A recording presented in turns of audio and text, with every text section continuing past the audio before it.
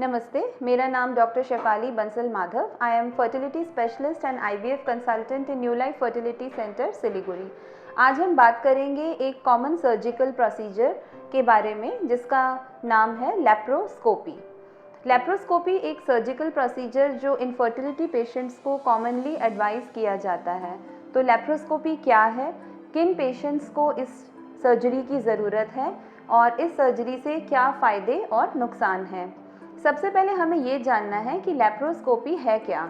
जब हम यूट्रस या ओवरीज या ट्यूब्स को स्टडी करना चाहते हैं तो उसको स्टडी करने के लिए सबसे कॉमनली डन जो टेस्ट है वो है अल्ट्रासाउंड। लेकिन अल्ट्रासाउंड से हमें सिर्फ एक पिक्चर मिलता है जिससे कि बॉडी के अंदर की एक्चुअल स्टडी को करना पॉसिबल नहीं होता है। तो जो लेप्रोस्कोपी प्रोसीजर है वो सबसे कॉमनली जो एडवाइज्ड होती है वो होती है ट्यूबल ब्लॉकेज, यानी कि फेलोपियन ट्यूब्स का जब हम टेस्ट करते हैं, HSG टेस्ट करते हैं, यानी कि ट्यूब्स का एक्सरे करते हैं तो उसके अंदर हमें ट्यूबल ब्लॉकेजेस मिलते हैं which is a common cause of infertility. तो ऐसे पेशेंट्स को हम लेप्रोस्कोपी एडवाइस करते हैं। तो लेप्रोस्कोपी है क्या? ये एक प्रोसीजर है जिसे OT में किया जाता है।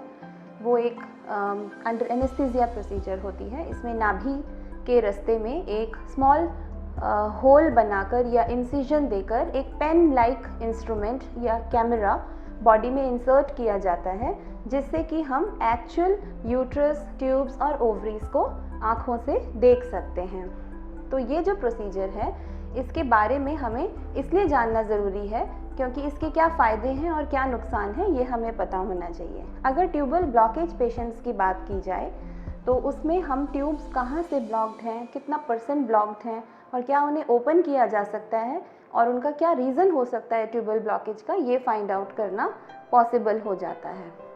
मैनी टाइम्स हम देखते हैं कि 80% ट्यूब जो है वो ओपन है और लास्ट में जो फिम्ब्रेल पोर्शन है ट्यूब का 20% ट्यूब जो है वो ब्लॉक्ड है। तो उसे हम ट्यूबल कैनुलेशन के मेथड से ओपन कर सकते हैं। तो ऐसे कई पेशेंट्स हमारे पास आते हैं जो ट्यूबल ब्लॉकेज के कारण इनफर्टिलिटी है और कंसीव नहीं कर पा रहे हैं और जो लेप्रोस्कोपी के बाद नेचुरली कंसीव कर पाते हैं। सेकेंड इंडिकेशन जो लेप्रोस्कोपी के लिए है वो है ओवेरियन सिस्ट। अब ओवेरियन सिस्ट एक कॉमन अल्ट्रासाउंड फाइंडिंग जो कई पेशेंट्स ऐसे रिपोर्ट्स लेकर आते हैं जिसमें हम देखते हैं कि ओवेरियन सिस्ट का जो साइज़ है वो मोर देन 4-5 सेंटीमीटर है। कभी कभी उसके अंदर ब्लड कलेक्टेड होता है जैसे कि एंडोमेट्रियोटिक सिस्ट या हमें डर्मोइड सिस्ट देखने को मिलता है। तो ऐसे सिस्ट का भी सर्जरी लेप्रोस्कोपी के द्वारा किया जा सकता है। थर्ड कंडीशन है पॉलीसिस्टिक ओवरी। तो पॉलीसिस्टिक ओवरी एक ऐसी कंडीशन है जिसमें ओवरीज के अंदर extra adrenal hormone, androgen hormone deposit होता है जिसके कारण से कि ओव्यूलेशन नहीं हो रही है एंड थिक स्ट्रोमा ओवरी के अंदर डेवलप होने लगता है। तो ऐसे पेशेंट्स के अंदर हम देखते हैं कि LH हार्मोन जो है वो बहुत बढ़ जाता है और पेशेंट ओव्यूलेट नहीं कर पाते हैं। ऐसे पेशेंट्स में हम ओवेरियन ड्रिलिंग यानी कि एक स्मॉल इलेक्ट्रिकल इंस्ट्रूमेंट लेकर उससे स्मॉल हम पंक्चर्स क्रिएट करते हैं ओवरी में जिससे कि उनके हार्मोन्स कंट्रोल में आते हैं। तो लेप्रोस्कोपी के क्या एडवांटेजेस हैं?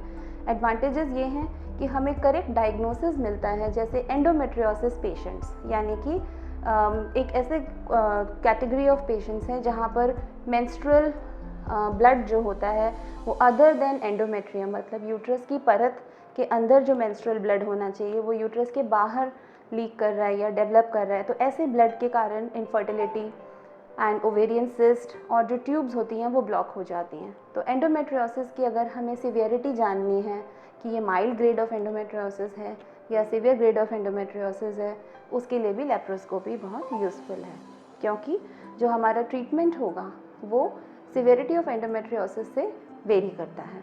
अगर माइल्ड या मॉडरेट एंडोमेट्रियोसिस है तो ऐसे पेशेंट्स नेचुरली IUI कंसीव कर पाते हैं, लेकिन अगर सिवियर ग्रेड ऑफ एंडोमेट्रियोसिस हैं तो ऐसे पेशेंट्स को IVF एडवाइस करना पड़ता है।